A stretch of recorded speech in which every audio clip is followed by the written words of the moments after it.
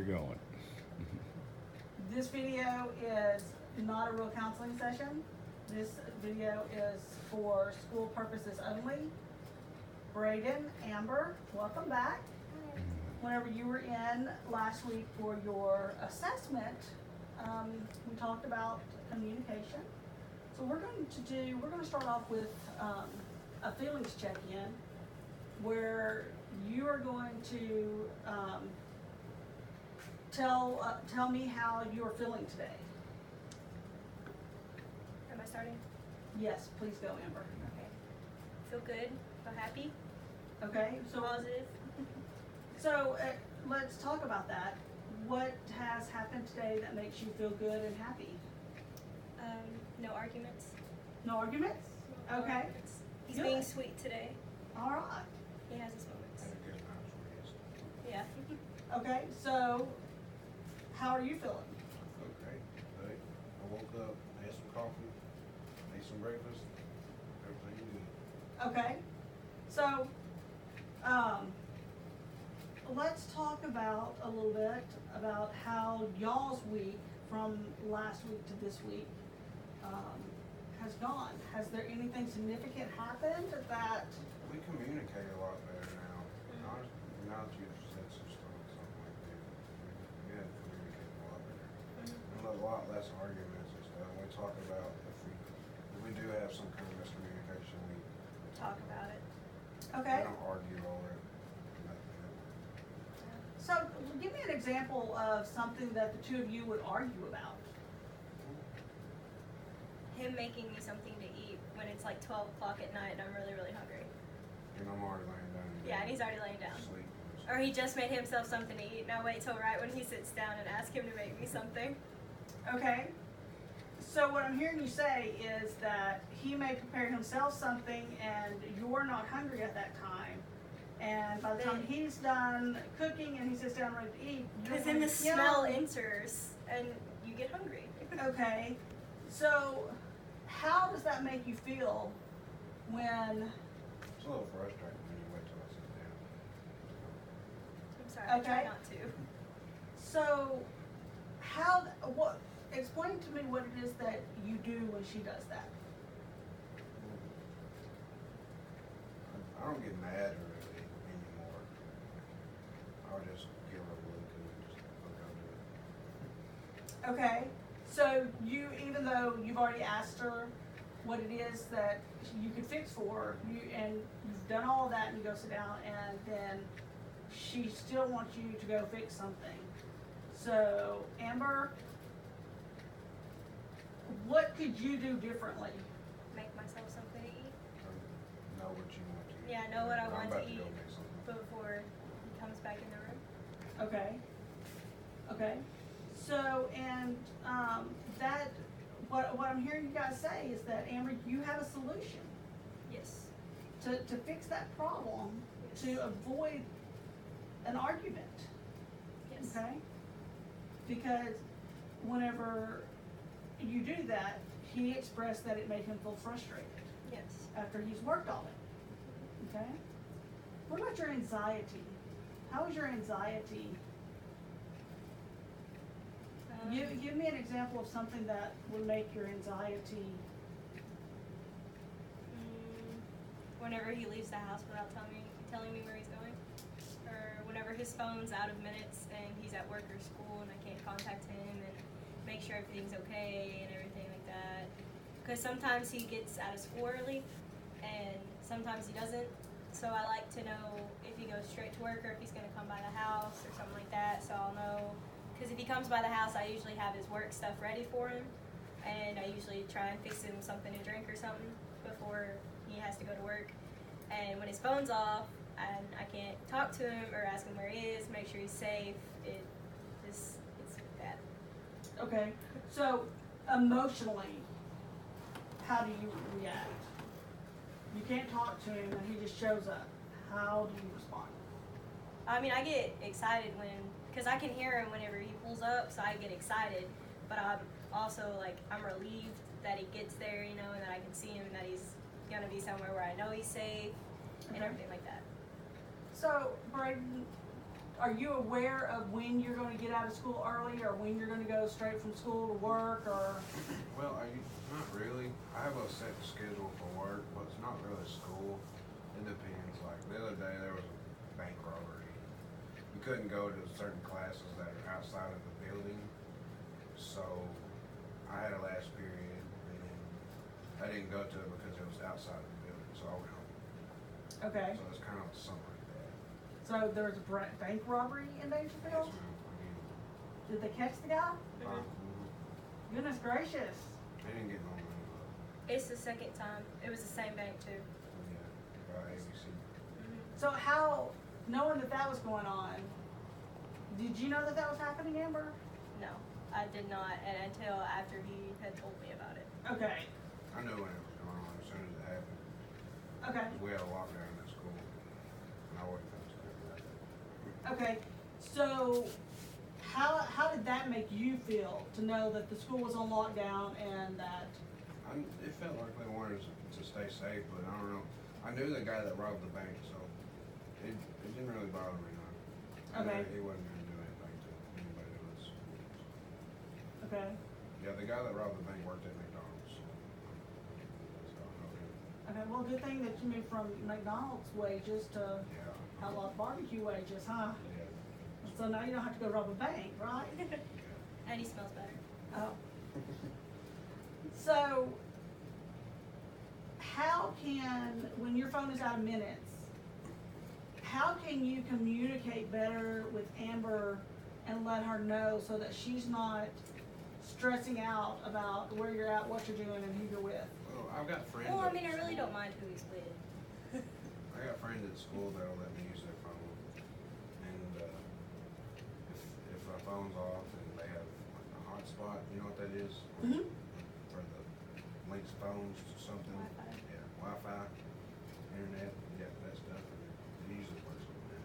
So Okay. I don't know much about phones. So you're at least able to send her a text Yes. and let her know. Yes. Okay, and so Amber, what type of coping skills have you used in the past to deal with this anxiety? I used to.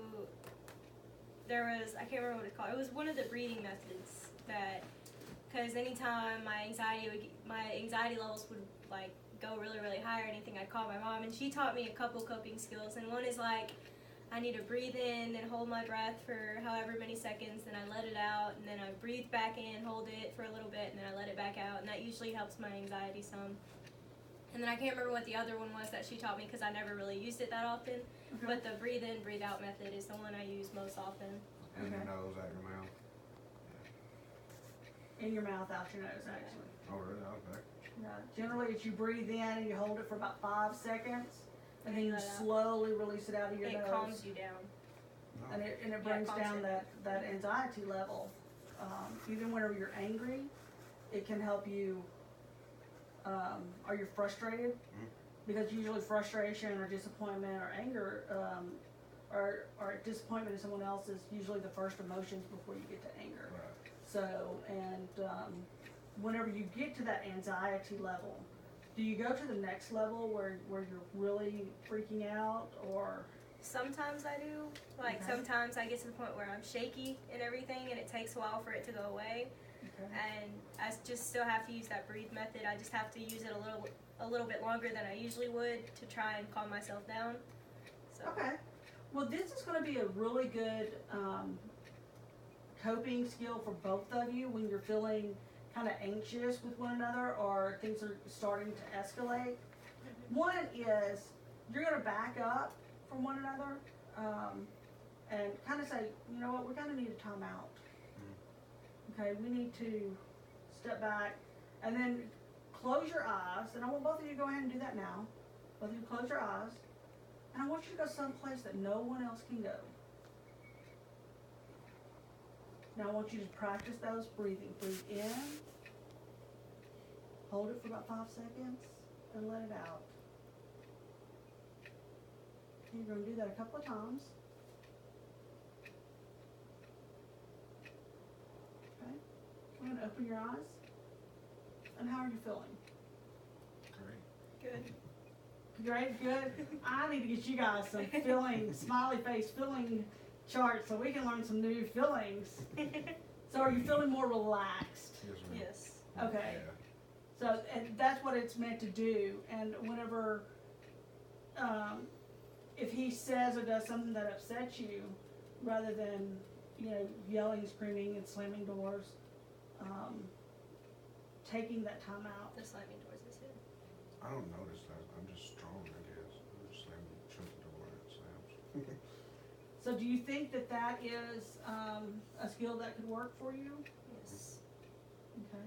Amber, is there anything else that, because I know that we discussed the fact that you were verbally and emotionally abused, as well as you were.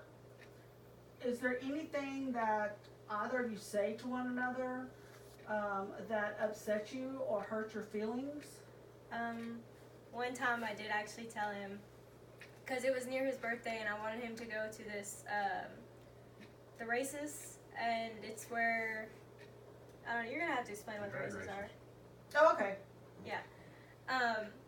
And I wanted him to go to that, but I didn't want to have to stay at his cousin's house all day, because, I mean, I like his family and everything, but I just, yeah, it gets to be too much sometimes, because they want us to come over there almost every weekend, and, sometimes I'm just like, no, I really just want to stay home or hang out with my friends, because I'm still young, but, I told him, I was like, I want to stay here, I don't really feel like going anywhere tonight or anything, and he was like, okay, well, I really want you to come so I can go to the races in the morning and everything, and I was like, okay. And then he was like, no, I'm not going to go if you don't want me to go. I was like, well, that's your birthday thing, I want you to go. And then I told him that if he didn't go, I was going to break up with him. And because I did not want him to go. I thought if I told him I would break up with him, because I don't want to lose him or anything. And I knew I wasn't actually going to break up with him even if he didn't go. Like, I knew that, but I guess he didn't know that, and I upset him really bad, and I made him cry, and I felt really, really bad. And I had to go in there. He started crying, and after he got done crying, I just yeah. sit down. And then I started crying, and I was apologizing a lot. I still apologize to this day about it. Okay. So what I'm hearing you say is that you really wanted to stay at home. He wanted to go with his family, but he wasn't going to go unless you went with him. And then what I heard her say was that she essentially threatened to call off the whole marriage and everything if you didn't go do this. Mm-hmm. So, but I mean, I knew he wanted to go do it, so that's why I knew he was probably going to go do it anyways. So okay. Well, I'm going to let him speak. Let's talk about how that made you feel. Well, when she said that, I felt nothing. I didn't feel anything. I was really mad. I felt like she didn't really love me no more. Okay. So you said you were mad. So do you remember what your first emotion was? Wow. So kind of shock. Yeah. Okay. Like, I didn't feel anything. I was like, I couldn't say anything. I didn't know what to do. I didn't want to talk or anything. Okay. Well, here's what we're going to do is we're going to practice sending and receiving some messages. And I would like for you guys to make sure that you practice this week. Okay? So what I would like for you to do is look at Amber and tell her exactly how that made you feel. And then Amber, what you're going to do is you're going to respond back with what I hear you say is, and you're going to repeat back what it is that he just said to you. Okay? So both of you have to start listening actively to what the other person is saying rather than leaving, slamming a door, or something like that. We're going to learn how to communicate and incorporate some coping skills, okay? So at this time, if I can get you to look at Amber and go ahead and let her know using an I statement. When you did this, it it made me, or I felt this way when you did this. Like with my eyes or with You're gonna look at her and with your mouth, Yeah, you're you're going gonna to look tell, at me and say. unless you have, I could do that. yeah. Telekinesis. I'm gonna do it right now. Please No. I just can't. It made me feel, what was it called? I don't know. Shot. Yeah, shocked whenever you come to ultimatum on going to the races and being home. I didn't like the way that made me feel. You know? Now you have to respond back with what I hear you say What I hear is, you say is that you didn't like the fact that I gave you an ultimatum and it hurt your feelings whenever I said that I was gonna break up with you and about the races, and you didn't. You just didn't like the way it made you feel. okay? So now Amber, is there something that you would like to tell him? And I do not like it when you call me names, or I don't like it whenever you walk up to me and you're like, "Are you texting your other boyfriends?" And I don't like it whenever you get. Sometimes you just do things that hurt my feelings, and you can tell it hurts my feelings, but you don't do anything about it. Sometimes you just kind of go about your business, and I don't like the way that makes me feel. Okay. So I gotta say all that. so what I hear you Okay. say, What I hear you say is, cool.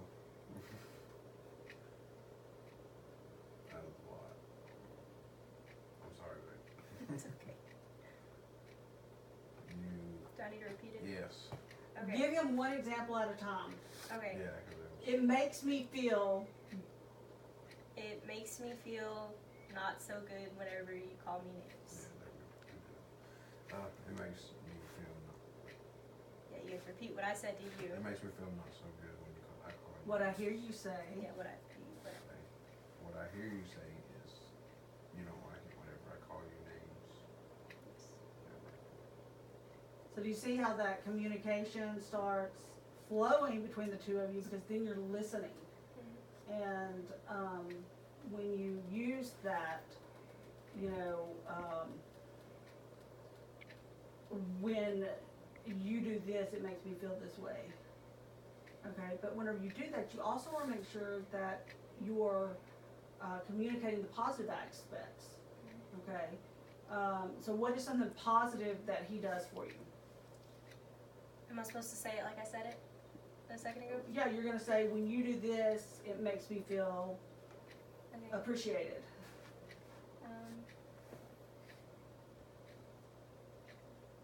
Whenever you look at me and you giggle, it makes me feel like the happiest girl in the world. Okay. And you're gonna repeat what I hear you say. What I hear you say is, you love the way you love when I giggle, right? And when you look at me, yeah. Yeah, you look at me and I giggle. Okay, so what is something that she does that you appreciate? I was gonna say that. I'll pick something else. I love the way you make me. I love. You gotta speak clearly so she can hear I know, you. I'm trying to He's think. trying to think. When you do, When you make me a plate of food after I get home from work, how does it make you it feel? makes me feel loved. What I hear you say is, whenever I make you food a plate after work, it makes you feel loved. Okay, so do you see how that's, you know, I see you both smiling, even though it's kind of a silly exercise. You know, it's really important before you get married to learn how to communicate, learn how to solve these problems before they get to a problem that you can't come back from. Okay? So how does that make y'all feel? Do you think that you're going to be able to practice that throughout the week? Yes. Okay. Well, I know that one of the things that we did talk about was he's very spiritual, and you're still kind of feeling your way through that. And as a Christian counselor, would it offend you, Amber, if I gave y'all an assignment from the Bible to work on together? No. No? It wouldn't offend me. Okay. Well, one of the verses that is really family oriented, and it talks about love and it talks about appreciation, is 1 Corinthians 4. And it talks about love is patient, love is kind. And I would like for you guys to look up that verse, and I would like for you to explore what that verse means to you and talk about it together. So that way it'll help you guys grow spiritually.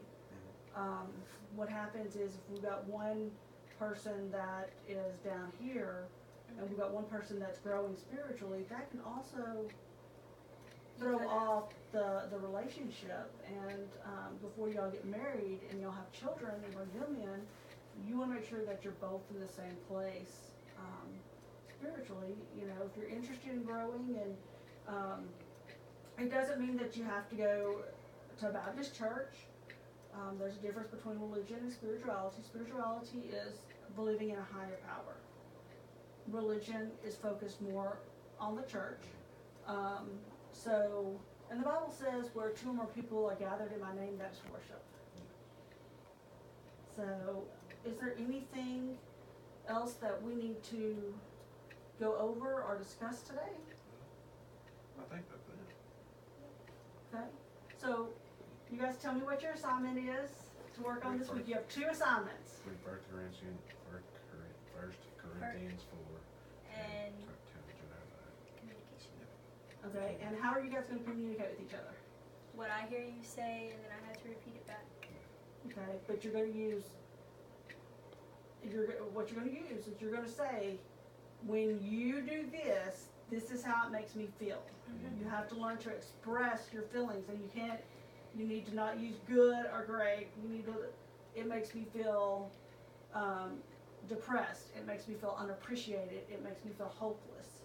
Okay? We need to use our feeling words so that the other person can understand, and also make sure that you're using the positive feeling words too. Whenever you do this, it makes me feel excited, it makes me feel loved, it makes me feel appreciated. Okay? So, would y'all like to say a prayer before we close? Yes. Okay.